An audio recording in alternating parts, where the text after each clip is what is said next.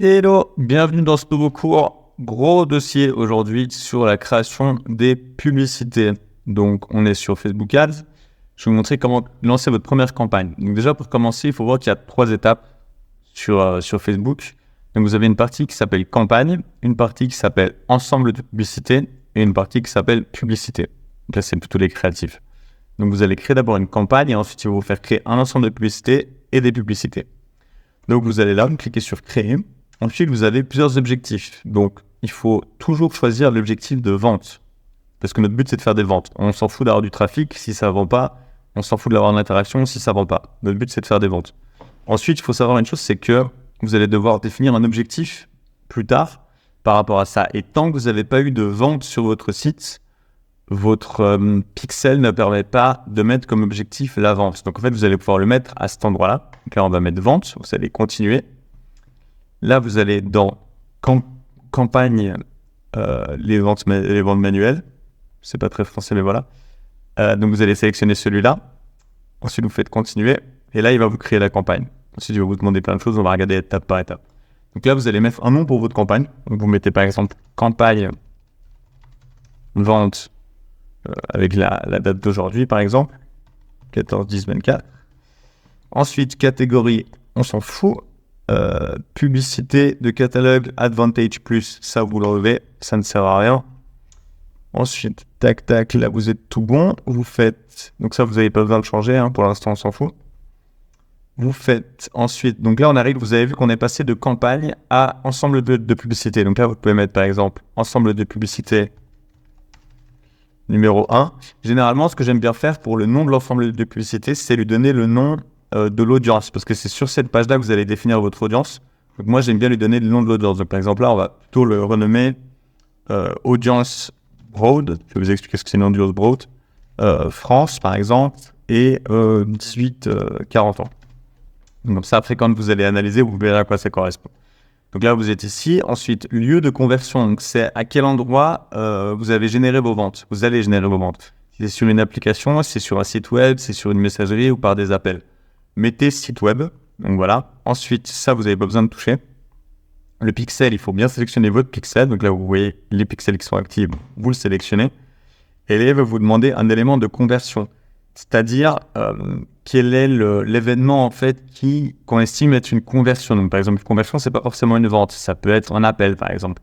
Donc là, en fait, vous allez faire événement de conversion et vous allez sélectionner achat. Parce que notre but, comme vous voyez, c'est la finalisation d'un achat, généralement indiquée par la réception d'une confirmation de commande. Donc ça, par exemple, l'achat, vous n'allez pas forcément pouvoir le sélectionner si vous n'avez jamais eu d'achat depuis que vous avez installé votre pixel. Parce qu'en fait, il faut permettre à Facebook de comprendre ce qu'est un événement d'achat. Donc en fait, vous installez votre pixel.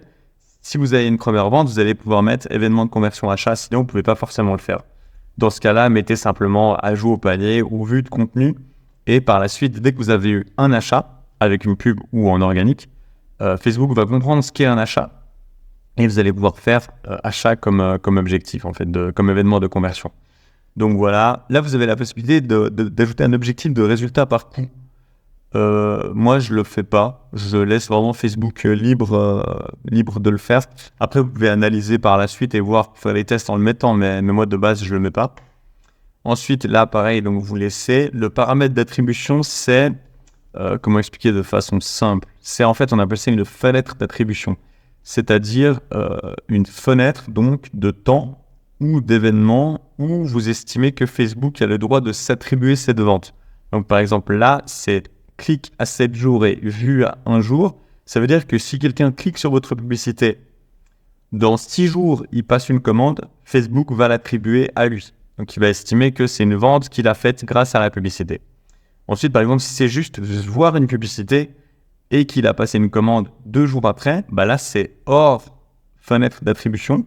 Donc, c'est pas considéré comme une publicité venant de Facebook. Le clic à 7 jours vu à 1 jour, c'est l'idéal. Il faut savoir que le but de Facebook, c'est quand même de s'attribuer les mérites parce que comme ça, bah, vous allez dépenser plus. Donc voilà, de base, laissez ça comme ça. Ça, pareil, vous ne touchez à rien. Ensuite, vous allez descendre. Là, vous allez mettre votre budget quotidien. Vous pouvez mettre simplement 5 euros. L'idée au début pour commencer, c'est vraiment juste d'analyser les datas. Il n'y a pas besoin de mettre beaucoup plus. Vous mettez une date de début, vous ne mettez pas de date de fin. c'est vous qui allez définir la date de fin simplement en coupant votre publicité quand elle ne fonctionne plus. Donc, mettez pas de date de fin parce que ça serait bête de mettre une date de fin, par exemple, dans 3 jours, si votre publicité elle fonctionne. Donc voilà, planification budgétaire, on touche rien. Ensuite, là, vous allez venir dans les contrôles de l'audience et vous allez aller, en fait, de base, Facebook active Advantage Plus. Advantage Plus, c'est en fait une technologie qu'ils ont liée à l'IA qui va créer tout seul une audience. Moi, je n'utilise pas, je trouve que c'est pas très pertinent. Donc en fait, vous allez venir là, revenir aux options d'audience initiale, vous cliquez dessus et vous mettez utiliser l'audience d'origine. Donc en fait, ça va vous mettre l'audience comme elle était avant sur Facebook. Donc là, on a défini notre budget à 5 € par jour. La date de début, c'est aujourd'hui. Maintenant, on arrive sur les audiences. Donc là, vous allez définir votre lieu, donc par exemple de la France. En fait, dès que vous allez là, ça vous ouvre une grande carte en fait, où vous pouvez directement voir les pays que vous voulez cibler. Donc vous mettez le nom et ensuite vous pouvez le cibler comme ça. Donc on va mettre France, Belgique. Ensuite vous descendez, vous mettez l'âge. Donc admettons qu'on vende des produits, on avait mis 18-40 ans, donc on va mettre 18-40 ans. Donc c'est là où vous définissez l'âge des gens. Le genre, donc admettons qu'on vende des produits qui sont que pour les hommes, donc vous mettez homme. Et ensuite, donc là, ce qu'on appelle broad, comme on l'avait expliqué ici, c'est en fait on laisse à Facebook le choix de trouver des clients. Il faut savoir que Facebook, son but, c'est de vous trouver des clients parce que plus il vous trouve des clients, plus vous dépensez, plus il gagne d'argent. Avant, c'était beaucoup plus technique, il fallait vraiment tester des audiences différentes, tout ça. Maintenant, franchement, ils ont tellement de data sur les gens que même juste en broad, ça fonctionne. Donc là, cette campagne-là, on va la faire en broad. Donc on a vraiment juste mis le pays, l'âge et le sexe. Donc c'est tout. Là, pareil. Et il va faire tout seul. Ensuite, les placements. Donc ça, en fait, c'est si vous voulez décider où est-ce que vous placez vos pubs. Par exemple, quand vous serez plus avancé, vous allez faire des publicités plutôt dédiées aux stories. Donc vraiment en format story. Donc là, dans ces cas-là, au début, vous ne prenez pas la tête, laissez Advantage Plus pour les placements, ça va très bien. Mais par la suite, ce que vous allez pouvoir faire, c'est lui dire non, moi, je veux vraiment mettre mes publicités que sur des stories, par exemple. Donc là, vous cliquez sur l'option, vous mettez placement manuel. Et là, vous voyez qu'il va vous afficher différentes plateformes. Donc, admettons qu'on a fait des publicités en format story. Donc, ce qu'on va faire, en fait, c'est décocher cela. Ensuite, on va descendre et on va dire, bah non, moi, je veux pas que ça s'affiche dans le fil d'actualité, Facebook, Instagram, tout ça. Donc, on décoche fil d'actualité. Il veut bien. Et ensuite, story et réel. Donc, voilà. Donc là, il va nous afficher que pour les stories. Donc là, comme vous voyez, sur le côté, il y a des aperçus. Donc, tout ce qui est au format story, en fait, ça sera affiché. Le reste, par exemple, on voit que c'est pas format story, on enlève. Ça, c'est pas format story, on enlève. Donc voilà. Donc là, au niveau de l'ensemble des publicités, on a tout fait. On a les placements sur lesquels on veut que nos publicités soient mises, donc les stories. On a le ciblage qui est fait ici, en broad, donc, où on va vraiment laisser l'algorithme faire son taf. Il faut savoir que l'algorithme, il va faire son boulot, mais le pixel, il faut qu'il ait des données. Donc au début, c'est pas forcément bien de faire du broad parce que vous partez de zéro. Je vais vous montrer après comment faire autre chose que du broad. Mais l'idée au début, c'est de faire du broad. Parce que au début, voilà, faites pas forcément du broad parce qu'il n'a pas beaucoup de data. On a défini le budget qu'on veut mettre et on a défini l'objectif qu'on veut lui donner, donc les achats. Je vous fais une petite parenthèse justement pour vous expliquer l'autre option qui n'est pas du broad. Ça va être quasiment pareil, sauf que là, vous allez aller dans ajouter des données démographiques et centres d'intérêt et admettons qu'on vende, je sais pas, des raquettes de tennis. En fait, là, vous allez taper tennis et vous allez voir des audiences qui existent déjà. Par exemple, là, on a une grosse audience de 300 millions de personnes sur le côté. Et en fait, vous voyez dans la description, c'est marqué « Personnes ayant aimé ou exprimé un intérêt pour les pages liées au tennis ». Donc, si vous vendez des raquettes de tennis, vous pouvez vraiment, vous pouvez par exemple utiliser cette audience-là. Donc là, vous allez la sélectionner et elle va s'afficher là. Et sur le côté, vous voyez la taille de l'audience estimée. Ça va vous montrer en fait la taille de l'audience que vous pouvez avoir avec les critères que vous avez mis. Il vous donne également une jauge, savoir si elle est trop restreinte ou trop large. Donc là, elle est en vert, donc c'est parfait. Donc ça veut dire que votre audience n'est ni trop large ni trop restreinte. Et que du coup, il peut vous trouver des personnes dans cette gamme d'audience. Il va vous montrer par rapport au budget que vous avez mis, la couverture que vous pouvez avoir par jour. Donc la couverture, c'est en gros la diffusion que vous allez avoir. Pour un budget de 5 € du coup, chaque jour, il va vous montrer votre publicité, par exemple, à entre 900 personnes et 2800. Donc voilà, donc là, on a tout configuré. On va sur la partie suivante. Voilà, donc là, vous arrivez ensuite sur la partie publicité. Donc là, c'est vraiment votre créative qu'on va créer. Donc là, vous mettez un nom pour la reconnaître. Donc créative 1, par exemple, tennis Broad. Vous descendez. Tac, là, vous allez sélectionner vos pages Facebook et Instagram, donc sur lesquelles vous allez faire vos publicités. Là, vous mettez créer une publicité, importation manuelle, image vidéo unique, et ensuite vous descendez, tac, tac. La catalogue, des fois, il va vous mettre quelque chose. Mettez simplement aucun. Vous n'avez pas de catalogue, en fait, c'est des catalogues produits, et pour l'instant, on ne les utilise pas, et c'est pas très pertinent de les utiliser. URL de la source, donc là, vous allez mettre l'URL de votre landing page une première fois. Donc moi, je vais mettre google.com au hasard, tac. Ensuite, on descend, contenu publicitaire. Donc là, vous allez créer votre contenu publicitaire. Donc, vous faites ajouter du contenu, ajouter une vidéo. Et là, en fait, vous allez pouvoir sélectionner. Donc, quand vous n'avez rien, vous allez simplement cliquer sur importer pour l'importer. Moi, dans mon cas, j'en ai déjà parce que c'est lié avec mon compte Facebook, par exemple. Donc là, admettons, je veux prendre celle-là. Je la sélectionne. Il va vous proposer de la redimensionner. Vous allez voir que c'est pas très pertinent. Donc moi, généralement, je laisse comme ça. Je mets original. Ensuite, il fait des améliorations tout seul. Donc, si vous voulez pas qu'il en fasse, là, en fait, c'est des améliorations de texte, de commentaires. Je vous recommande généralement de ne pas les faire parce qu'on ne sait pas comment il va modifier notre publicité et on veut vraiment avoir le contrôle total là-dessus. Donc voilà. Ensuite, vous allez donc avoir votre publicité qui est créée. Là, pour l'instant, on n'a pas d'aperçu parce que j'ai juste mis l'URL au hasard ici, mais vous verrez qu'après ça s'ajoute. Donc là, vous avez le traitement de la vidéo qui est en train de se faire. Pour vous montrer un peu comment s'affiche l'aperçu. Plus bas, vous allez devoir remettre l'URL de votre site. Donc là, il vous le demande, l'URL vers... Tac, tac, tac, il s'est perdu en route. Envoyer les personnes vers votre site web. Donc là, vous allez remettre l'URL de votre landing page. Donc quand vous allez mettre ça, vous verrez qu'un aperçu va s'afficher. Et en fait, vous pouvez voir l'aperçu sur les différentes plateformes. Donc Story Facebook, Story Instagram, Réel Facebook, Réel Instagram. Donc là, vous voyez que ça s'affiche bien, donc c'est parfait. Vous remontez un petit peu. Là, vous avez texte principal et titre. Nous, dans notre cas, vu que c'est des stories, on n'en a pas vraiment. On peut en mettre, mais en gros, donc on a dit voici mes raquettes de tennis. Et là, en fait, vous pouvez vraiment ajouter plein de... Là, c'est vraiment le texte principal. Donc, c'est là où vous allez mettre prix accessible, bonne qualité, blablabla, tout ça. Donc là, ça, c'est plutôt quand vous faites des posts. Parce que là, en soi, pour une story, on n'a pas de texte, donc c'est pas très pertinent.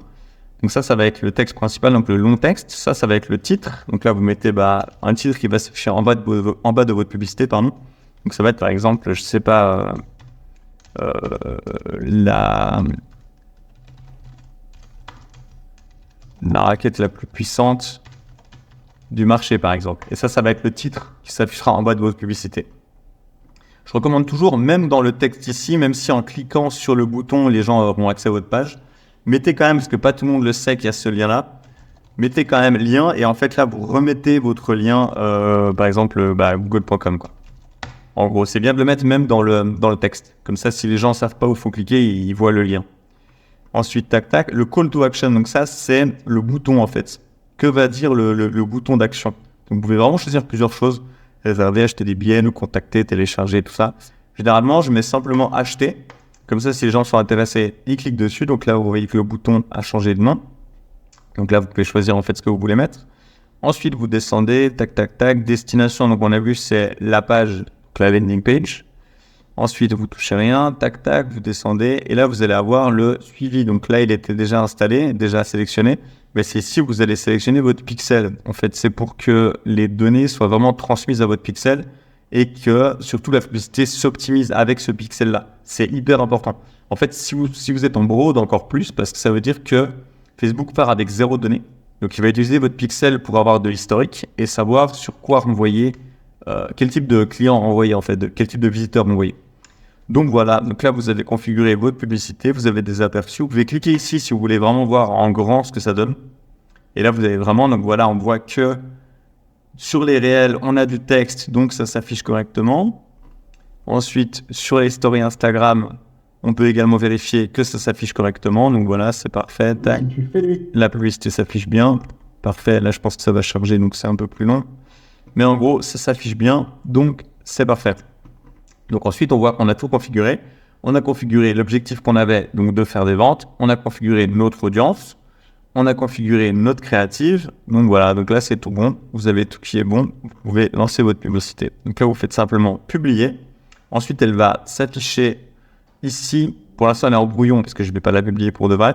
C'est juste un compte pour le test.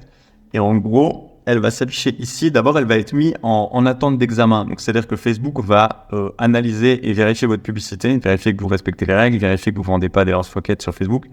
Et en gros, ensuite, donc, elle va passer en attente d'examen, donc dès le début. Et après, elle sera simplement marquée active. Ça peut prendre plusieurs heures généralement. Elle sera marquée active. Et là, donc, vous allez commencer à voir des dépenses donc, qui s'affichent en fait quand vous mettez, par exemple pour aujourd'hui, vous allez voir vos dépenses qui bougent ici en fait. Donc, ça veut dire que votre publicité est lancée. Et vous pouvez donc commencer à analyser vos KPIs, ce qu'on appelle donc les Key Performance Indicators, donc le CPM, le CTR, le CPC, tout ça. Donc, quand vous revenez en arrière, vous avez vraiment accès à la campagne donc on a créée ici. Quand vous rentrez dans la campagne, vous avez accès à l'audience. Et quand vous rentrez dans l'audience, vous avez accès à la créative. Maintenant, ce qu'on peut faire, par exemple, c'est se dire « Ok, ça c'est en broad, mais moi je veux quand même tester pour les fans de tennis. » Donc, vous allez simplement la dupliquer. Vous faites campagne existante. Là, vous voyez que c'est votre campagne qu'on vient de créer. Vous faites dupliquer. Là, on a vu que l'audience, donc on n'est plus en broad, mais en fan de tennis, par exemple. Tac, vous laissez tout exactement comme avant. Sauf que dans les audiences, vous allez descendre. Bon, on l'avait déjà mis, donc en théorie, l'autre n'était pas vraiment une broad, mais c'est ici que vous allez mettre donc tennis. Et ensuite, vous publiez, vous verrez que la créative, c'est exactement la même. Donc, ça va vraiment tout dupliquer. Et du coup, maintenant, vous voyez que vous avez deux ensembles de publicités. Une en broad et une pour les fans de tennis. Ce qui est bien, c'est qu'en fait, c'est exactement la même créative, la même landing page. C'est juste l'audience qui change. Donc après, vous allez pouvoir faire une analyse en regardant, pour les fans de tennis, le CPM est plus haut parce que c'est plus ciblé. Mais par contre, le CTR est également plus haut. Donc, c'est intéressant de plutôt cibler les fans de tennis. Et après, c'est vraiment de la logique et de l'analyse de data. Donc, avec le temps, vous allez savoir que votre marque, plus vous ciblez précisément, mieux ça marche. Ou, à contrario, plus vous laissez Facebook décider en broad et mieux ça marche. Donc voilà, donc c'est comme ça qu'on crée une campagne publicitaire. Après, il y a des données beaucoup plus complexes et des settings beaucoup plus complexes à tester. Mais pour la base, si vous faites déjà ça, vous avez déjà une campagne qui peut fonctionner et sans vous prendre trop la tête. Donc voilà, j'espère que ça va vous aider et que vous allez faire des campagnes qui font du chiffre.